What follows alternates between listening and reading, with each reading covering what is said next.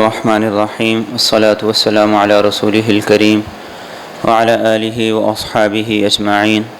اللہم صل علی محمد وعلی آل محمد کما صلیت علی ابراہیم وعلی آل ابراہیم انکا حمید مجید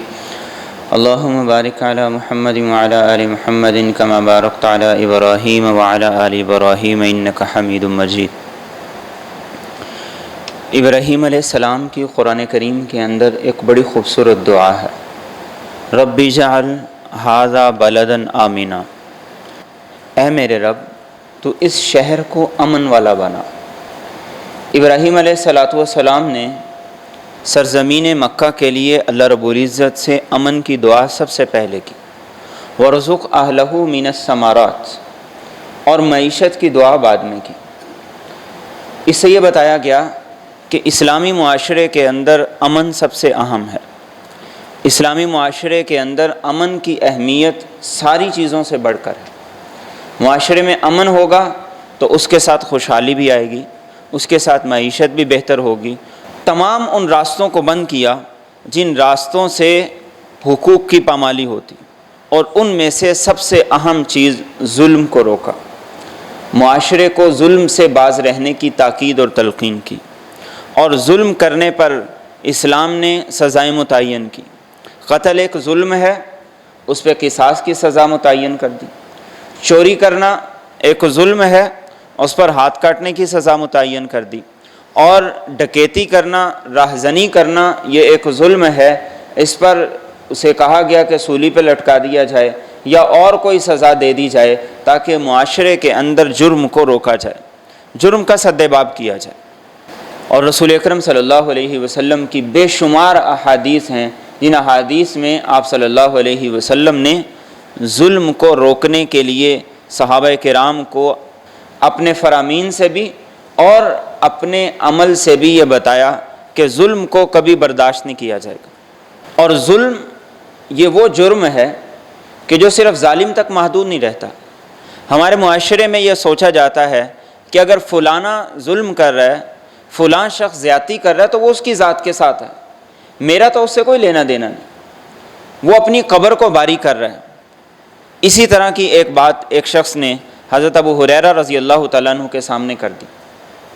اور کہا کہ ظالم اگر ظلم کر رہا ہے تو وہ اپنے ساتھ ظلم کر رہا ہے، ہمارا اس سے کیا لینا دینا۔ حضرت ابو ہریرہ رضی اللہ تعالیٰ عنہ نے کہا کذبت،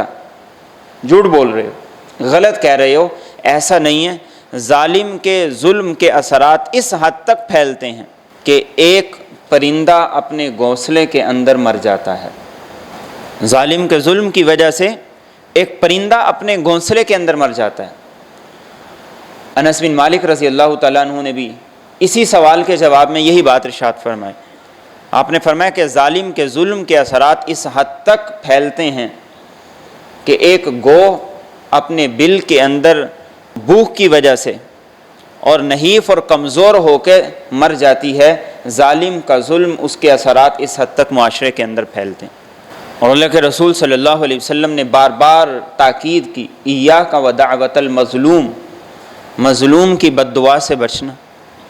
مظلوم کی بد دعا سے بچنا۔ فإنہ لیس بینہا وبین اللہ حجاب، کہ اس کے اور اللہ کے درمیان کوئی حجاب نہیں، کوئی پردہ نہیں ہوتا۔ اور اللہ فرماتے لأنصرنک ولو بعد حین، میں تیری مدد ضرور کروں گا اگرچہ کچھ وقت کے بعد ہی کیوں نہ ہو، اگرچہ کچھ دیر سے کیوں نہ ہو۔ تو آپ صلی اللہ علیہ وسلم نے احادیث طیبہ کے اندر مجھے اور آپ کو اس بات سے روکا، اس بات سے منع کیا کہ ہم ظلم نہ کریں، ہم کسی کے ساتھ ناانصافی نہ کریں، ہم کسی کا حق نہ دبا لیں۔ اور یہ ہو سکتا ہے کہ ہم کسی کے ساتھ ظلم کر رہے ہیں اور اس کو پتہ بھی نہیں،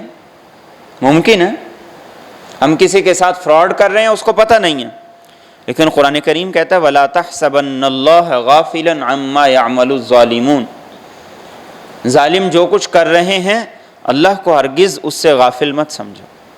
اللہ کو ہرگز اس سے غافل نہ سمجھو۔ إِنَّمَا يُؤَخِّرُهُمْ لِيَوْمٍ تَشْخَصُ فِيهِ الْأَبْصَارُ، اللہ کچھ وقت کے لیے مہلت دے رہا ہے، پھر وہ دن آئے گا کہ جس دن سب کی آنکھیں پھٹی رہ جائیں گی اور پھر ان کو احساس ہوگا کہ ہم نے جو کیا آج وہ ہمارے سامنے ہے۔ جو بویا آج وہ ہمارے سامنے تیار ہے، آج وہی کاٹا جائے گا۔ اور دوسری طرف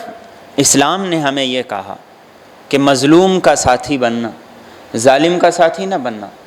مظلوم کے حق میں آواز اٹھانا، ظالم کے کبھی معاون نہ بننا، مظلوم کے ساتھ چلنا، ظالم کے ساتھ کبھی نہ چلنا، اور مظلوم کے ساتھ مل کر احتجاج کرنا، ظالم کا کبھی ساتھ نہ بننا، اس کا دست و بازو نہ بننا۔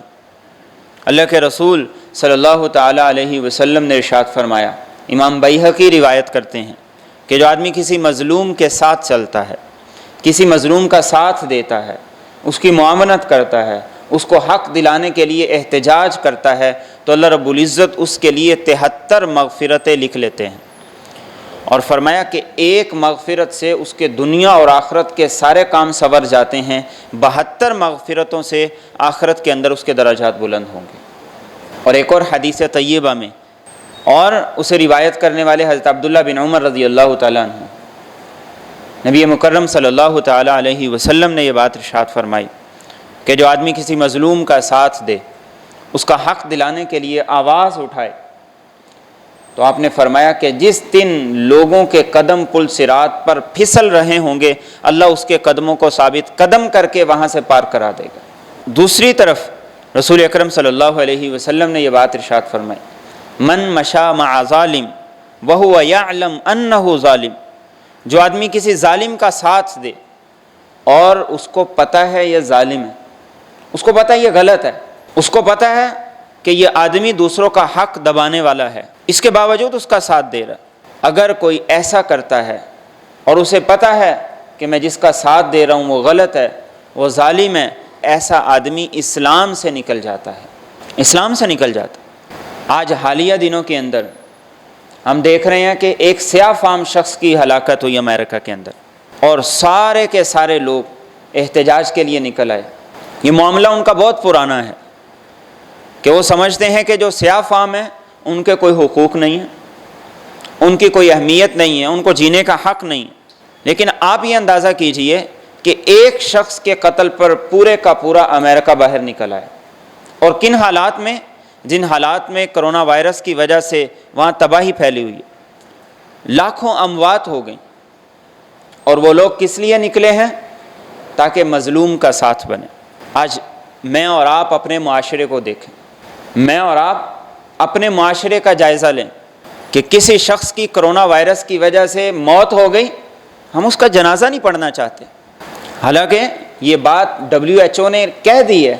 کہ ایسے شخص سے وائرس منتقل نہیں ہو سکتا۔ اور گورنمنٹ کا ظلم دیکھیں، اس کی پالیسی دیکھیں تو وہ کہتے کہ ایسا شخص اگر دنیا سے چلا گیا ہے اس متعدی مرض کی وجہ سے تو اس کو غسل بھی نہ دیا جائے، اور اس کے مقابلے میں یورپ کے اندر اس وائرس سے ہلاک ہونے والے مسلمانوں کو باقاعدہ غسل دے کے ان کی تدفین کی جا رہی۔ پاکستان میں علماء نے پیشکش کی کہ غسل کی ذمہ داری ہمیں دے دیں، ہم غسل دیتے، تو ہم صرف کیا نام کے مسلمان ہیں؟ ہماری مسلمانی کب کام آئے گی؟ اور اتنی زیادہ احادیث طیبہ، اتنے زیادہ فضائل، یہ کس لیے ہیں؟ یہ اس لیے ہیں کہ معاشرے کے اندر کبھی ظالم نہ بننا، ہمیشہ مظلوم کا ساتھ دینا، ہمیشہ مظلوم کے حق میں آواز اٹھانا۔ ان احتجاجات سے جو امریکہ کے اندر ہو رہے ہیں، اس سے یہ ہمارے جتنے دیسی لبرل قسم کے لوگ تھے، یہ ان کے منہ پہ بھی تماچا، جو کہتے تھے احتجاج ایسے ہونا چاہیے اور اس کو منظم ہونا چاہیے، ایسے ہونا چاہیے۔ اس نے یہ بھی دکھا دیا کہ اگر پیچھے اسلام کی قوت نہیں ہے، اگر پیچھے اسلام کی تربیت نہیں ہے، تو دنیا کا مہذب ترین معاشرہ بھی وہی کچھ کرتا ہے جو کچھ پاکستان کے بغیر تربیت کے سیاسی کارکن اور سیاسی ورکر کرتے ہیں۔ فرق تربیت کا ہے۔ تو ہمیں مظلوم کا ساتھ دینا ہے، مظلوم کے حق میں آواز اٹھانی ہے، لیکن بدقسمتی سے ہم اس معاملے کے اندر بہت پیچھے ہیں، بڑی غفلت کا مظاہرہ کر رہے ہیں۔ اتنے بڑے بڑے سانحے ہمارے ملک کے اندر ہوئے، ماڈل ٹاؤن کا سانحہ ہوا، 14 لوگوں کو گولیاں مار دی گئیں، ساہیوال کا سانحہ ہوا، معصوم بچوں کے سامنے ان کے باپ کو گولیوں سے چھلنی کر دیا گیا، اور اس کے علاوہ ہمارے ہاں روزانہ غیرت کے نام پر بیٹیوں کو قتل کر دیا جاتا ہے، گھریلو ملازماؤں پر تشدد کے ہزاروں واقعات ہیں، بیوی پہ تیزاب پھینک رہے ہیں، اور اس طرح کے بے شمار قسم کے ظلم ہیں جس میں ہم خاموش ہیں، اور ہم یہ سوچ رہے ہیں یہ تو اس کے ساتھ ہے، میرا تو اس سے کوئی تعلق نہیں، میرا تو اس سے کوئی لینا دینا نہیں۔ تو نتیجہ کیا ہے؟ نتیجہ یہ ہے کہ پھر اللہ کی طرف سے ایسی پکڑ مسلط ہوتی ہے کہ انسان بے بس ہو جاتا ہے۔ آج ہم انفرادی طور پر بھی اور اجتماعی طور پر بھی دونوں اعتبار سے زوال کا شکار ہیں۔ کشمیر کا مسئلہ لے لیں آپ، انڈیا میں مسلمانوں کے ساتھ زیادتی کو دیکھ لیں، برما کے مسلمانوں کے ساتھ زیادتی کو دیکھ لیں، فلسطین کے مسلمانوں کی جدوجہد کو دیکھ لیں، مسلمان ممالک کی تنظیم OIC، اس سے کوئی فرق نہیں پڑتا۔ اور ہم انفرادی طور پر اپنے ملک کے اندر دیکھ لیں تو ہم کہتے ہیں نہیں، برادری بچانی ہے، ہم کہتے ہیں ہم نے اپنی سیاسی پارٹی کا ساتھ دینا، ہم جس پارٹی کے برکر ہیں ہم نے ان کا دفاع کرنا ہے، اور یہ کرتے کرتے ہمارا معاشرہ اس حد تک گر گیا ہے کہ ہم ہر معاملے کے اندر یہ سب سے پہلے دیکھتے ہیں کہ اس کا سیاسی تعلق کس کے ساتھ ہے، اس کی سیاسی سوچ میرے ساتھ ملتی ہے یا نہیں ملتی، اور انسانیت کا درس، اخوت کا درس، اسلام کا درس، یہ سارے کے سارے ہم بھول گئے۔ اور امریکہ میں ہونے والے اس احتجاج میں ایک شخص نے ایک پلے کارڈ اٹھایا ہوا تھا، اس نے اس پہ لکھا ہوا تھا کہ ہم عرب نہیں ہیں۔ یہ تماچا ہے OIC کے منہ پر، سارے مسلمان حکمرانوں کے منہ پر، خادم الحرمین الشریفین کے منہ پر، ابو ظبی اور شارجہ ان سب کے منہ پر، اور عمران خان کے منہ پر، سارے مسلمان ممالک کے سربراہان کے منہ پر یہ تماچا ہے کہ وہ سیاہ فام شخص پلے کارڈ اٹھا کے کہہ رہے ہیں ہم عرب نہیں ہیں، کہ تم بم گراؤ گے، تم ظلم کرو گے، تم زیادتی کرو گے، ہم خاموش رہ جائیں گے۔ اسلام کبھی ایسا دین نہیں رہا کہ اس نے یہ کہا ہو کہ ظالم طاقتور ہے تو اس کا ساتھ دو۔ فرعون بھی تباہ ہوا اور اس کا ساتھ دینے والے بھی تباہ ہوئے، اور اللہ کے رسول صلی اللہ علیہ وسلم نے بڑی خوبصورت بات ارشاد فرمائی۔ آپ نے فرمایا انصر اخاک ظالما او مظلوما، آپ نے فرمایا اپنے بھائی کی مدد کرو، چاہے وہ ظالم ہو چاہے وہ مظلوم ہو۔ صحابہ نے عرض کی اللہ کے رسول صلی اللہ علیہ وسلم مظلوم کی مدد کریں یہ تو سمجھ آتا ہے، ظالم کی مدد کیسے کریں؟ تو اللہ کے رسول صلی اللہ علیہ وسلم نے فرمایا ظالم کی مدد یہ ہے کہ اس کے ہاتھ کو پکڑو، اسے ظلم سے روکو۔ آج میرے اور آپ کی ذمہ داری ہے ہم اپنی اس ذمہ داری کا احساس کریں، اپنے گھر کے اندر بھی، اپنی فیکٹری کے اندر بھی، اور اپنے ارد گرد بھی مظلوم کا ساتھ دیں، اور نہیں کم از کم یہ تو کہہ سکتے ہیں کہ یہ غلط ہے۔ ہم چل کے کسی کے پاس نہیں جا سکتے، کم از کم اتنا تو کہہ سکتے ہیں کہ فلاں غلط کر رہے ہیں، آخری درجے تک تو آئیں، بجائے اس کے کہ ہم اس کا ساتھ دے دیں،